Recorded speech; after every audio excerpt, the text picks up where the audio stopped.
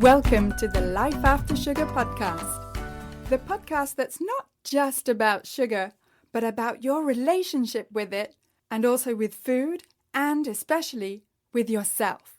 So if you want to discover your life after sugar and hear inspiring stories from all kinds of people who also cut out sugar in their way, at their pace, for their own reasons, this is the podcast for you. Because when you take away the sugar, you can finally discover the real sweetness in your life.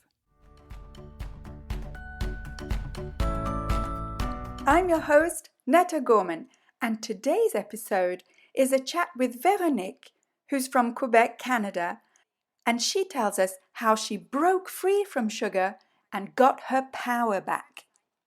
Now, Véronique followed the Life After Sugar program in French a couple of years ago and is now celebrating her 3rd year being free from sugar.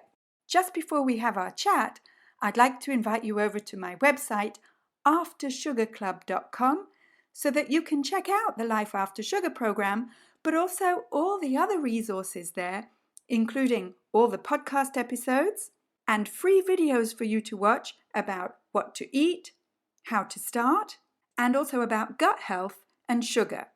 And while you're there, download your simple guide to getting more energy with less sugar and my 5 tips to help you with cravings. And you can also come say hi on my Facebook page, Life After Sugar, as well as on my Instagram account at My Life After Sugar. So here's Véronique's inspiring story. So can you tell me a little bit about your before story? Oh yeah, I started feeling, I was exhausted about feeling ashamed at myself. I was ashamed of feeling this toxicity, feeling this, I was quite an addict to sugar. Okay, And a month before quitting sugar, I quitted cigarette and alcohol. Okay. Yeah. It was too overwhelming and I wanted to feel more connected to my life and to the people that I love, starting with myself. So that was a huge trip for me to leave everything, to let go of all these toxic substances. So I decided that sugar was gonna go too, because it was in the way to love. It was in the way of having a clear mind and being free, not having any thought that is in my way to what I really want in my life. Wow. Which was... And how did you come to that conclusion that it was sugar doing this? Yeah. I realized that I had cravings in the middle of the afternoon. Always, I wanted sugar at night to feel reassured, to feel, more comfy, more secure. It brought me all these feelings. Well, it didn't brought me these feelings. It answered to a lack I was experiencing, to something I was looking for, to a lack of ability to manage my feelings when I felt overwhelmed, like with sadness, anger, anything that was unsatisfying emotions. I used sugar. That was like your coping mechanism? Yeah. Oh, yeah, it was. And I realized that I couldn't realize that until I quitted cigarette smoking, alcohol, which also served this purpose, to let go of a bit of the stress, temper, Yeah. Mm-hmm. Yeah, I know. Mm-hmm. Yeah. We know. Okay. So when did you decide this? When did you make this decision? In August 2018. And how old were you then? 37. And were you experiencing like physical discomforts as well as like emotional ones? I didn't know. This is something I really realized when I quitted sugar. I realized that I had digestive problems. I was not even aware of that because I thought that having gases, having discomfort was part of my normal life. So yeah, because you just thought, well, it's just normal for me to be uncomfortable, gassy. Yeah. Yeah, all this. Wow. Okay. And you just discovered that it wasn't normal when you quit sugar? Exactly. I felt life. I felt real life. I felt alive. I felt all the energy that could go, all the flow that was inside of me that I didn't know I was blocking with sugar. And did that express itself in your digestion as well? Oh, yeah, right away, almost right away. I felt no discomfort.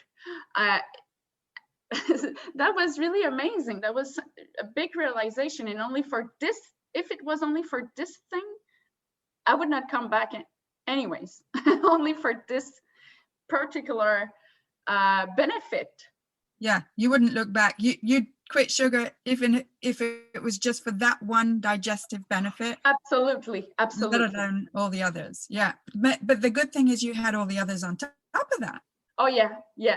So I was able to get my power back to decide what I want or not, and to be able to manage my, the emotional flow. I mean, to be more aware, to be more conscious of what is there exactly, what needs does it serve when I eat sugar. And now it's not when I eat sugar, if it's I want to whatever, try to patch this feeling, or if I want to get rid of this feeling of being overwhelmed or anger or sadness. Because it's uncomfortable when you take away that sugar screen. You have to actually face your feelings, your real feelings and emotions. And that's tough if you don't know how to cope with them. Yeah. So what kind of coping methods did you use? Yeah. First of all, I prepared myself because I knew what was coming. I knew what it was, and I wanted to be ready to face it. So I got informed about sugar. I prepared my whole everything I needed for the next months. I got ready to get rid of every source of sugar in the house. So I studied, I got informed, and I also made a list of all the things I could do to cope with stress when it arrives. So what am I going to do? And I actually got a pen and paper and wrote it down, everything. Wow. So can you give me a couple of concrete examples of the kinds of things that came up? Yeah. Well, in the practical side, there's running, doing yoga, and breathing. Breathing. This simple act of breathing changes everything. It changes everything because you are in a place, it puts you in a place where you can just face what is, whatever rises. Yes, definitely. And what kind of things came up that made you stressed or overwhelmed, or all of these so-called uncomfortable feelings, which I just call feelings? What brings maybe what kind of life circumstances made you feel uncomfortable? It could be conflict with my husband, the stress of being a new mom, starting my company as an entrepreneur, major life transitions. As at this moment, we just bought a house. We just moved in a house. I was looking to go back to work, and then all these major life situations. But I think the things that get me the most that get me cut the most into emotions is just the regular things in life. Having a conflict with your husband, not agreeing on things, feeling alone sometimes. It's real life. It's real life happens whether or not you eat sugar. Oh yeah. So what I found, and other people who've cut sugar, is it doesn't become some kind of rainbows, marshmallow. Really isn't a marshmallow world, but the real life doesn't change just because you've cut sugar, but your relationship to real life changes. Definitely. It's just like maybe you said it's not rainbows and marshmallow, just like, oh, I'm going to get thin now. My life is going to be a happier life. I'm going to be free. I'm going to be so awesome. No, you're just more yourself. You're just more yourself. And this is what I am now. I am the closest to who I am that I ever been in my life. And is that just from cutting sugar, or is there something else involved? It's the whole thing. It's the whole thing of wanting to get rid of all these toxic relationships in my life. And I realized the biggest, strongest toxic relationship was with myself.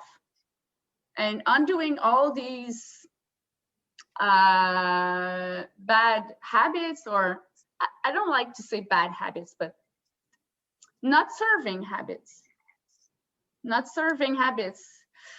To get rid of these brought me closer to who I am, to what I want, to my real life purpose, to what I can achieve, to my strength, Yes, I know. Yes, I get it. And would you say that you're stronger than most people? Than most people? I don't know if I can compare this, because I think everybody lean on their strengths, and they are all different. I don't know if I would put it this way. Because a lot of people see us who have cut out sugar as being somehow stronger, more disciplined, or better. And, for me, at least, I'm like, no, I'm so not better than anybody. Maybe because I learned to love myself more. Mm-hmm. Is that the case for you? Yeah. And I hear totally what you say, because I saw that. Now people are used to my lifestyle, but I saw that, like, these ideas that I wanted to be pure and that I was more disciplined. Maybe I am a really disciplined and into action woman. I go right to the point, but I think that anyone who really wants something can get it. Mm-hmm. If it's really important. We all put what we value more in front of our day, on the top of our list. And whether it's conscious or not, we choose according to our internal values. And this is a question of priorities, what you want more and what you're looking for. Yeah, that's very wise. And so how do you feel now physically? Because you don't eat sugar, you don't eat flour or grains, is that right? I eat flour, but I feel it. Okay. I feel it. I think I try not to eat too much flour, but I cut off the fructose, but not all fruits. And, I eat fruits for the fibers, but not every fruits all the time. I eat more vegetables. And so how do I feel now? I feel more healthy than I've ever felt in my life. And I am 39. I feel like I was sick before. I feel like literally like I was sick before, and now I recovered. And now you recovered. That's amazing. It's like you're turning back time. Yeah. Oh, yeah. I have energy all day long. And that happened like within the few weeks after I cut sugar off. Yes, it didn't take long. No. A few weeks only. Did you suffer during like a kind of a detox period or something? No, I didn't. I really didn't. I think I was really well prepared. I switched the sugar for good fats, and I really changed my the way I was eating. Not that I was eating that, poorly, but I introduced more nuts, the more of everything I really love, in fact. What? You actually love good food? What's wrong with you? I love vegetables so much. Green beans are my favorite. What? I don't want to talk to you anymore. Just kidding. So you just feel great. Is there any downside to living free from sugar? No, not for me. Mm-hmm. Not for me. Some people see me, my mother look at me like, oh, sorry, I wanted to propose you some dessert. Oh, I don't want to make you feel bad. Oh, it must be hard to say no. And I'm like, no, not at all. It's not a need. It never was a need. It is not a need. It never was. Do you find that your level of comfort with yourself and your choices creates discomfort in other people? It could, but I do not accord too much importance to this now, so I guess I don't see it anymore. But in the beginning, it was really hard to feel, and you know, it's like in anything, when you feel a lack of confidence in some part of yourself, people are going to challenge this because this is how life it is. It's like a mirror. If you feel a lack of confidence in your choice, whatever it is, you will feel like opposition to it. Yes, that makes sense. Yes. So I know we talked about social pressure before, you know, and other people's comments about your own choices. And as you were giving the example of your mom, you know, kind of projecting what she thinks you think. And so how do you deal with that? What do you actually say to people who project their own feelings onto you? I remind them that this is not how I feel. And as for anything else, I remind myself that it's their own way of seeing. It has nothing to do with me. It's their own way of seeing. It's theirs. Yeah. It's not mine. Yes, very wise. Yeah, and very healthy. That's another part, I think, of being healthy, is to have those boundaries, to recognize other people are not me. Yes. Fantastic. But thank you so much. Thank you for talking to me. That was really a pleasure for me to share this with you. I really love sharing with you, Netta, and especially on life subjects, because it's not only about sugar. Yes, it's not about sugar. It's about life after sugar, and it's real life. Yes. Thank you. Yes, real life, real people here on the Life After Sugar podcast. You know, I don't think that there are enough people on this planet who feel good. And if there's more people like Véronique who feel good, who feel powerful, and who feel at peace with their life and with their food, then all the better. And if Life After Sugar can help, great! Don't forget to check out the Life After Sugar program on aftersugarclub.com and click on the button Join the program to learn more about the Life After Sugar program. Thanks for listening. And if you enjoyed this episode, scroll down and leave me a positive review. I'd really appreciate it. That's it for this week. Keep in touch and see you soon for another episode.